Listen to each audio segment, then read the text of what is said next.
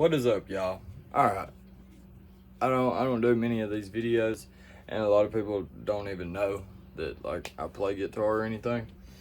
But I would I would seriously recommend getting this guitar.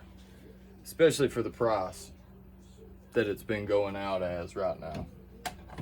And don't hate on me. You know, there's gonna be some people that's gonna hate. Okay? Alright? I would definitely recommend this guitar. Yeah.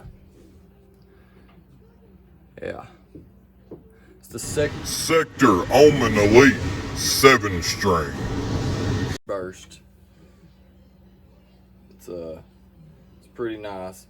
It's already got some smudges on it because they don't just lay around and be looked at. They are played. But figured I'd give y'all a little bit of a rundown on like how good this thing actually sounds. So here we go.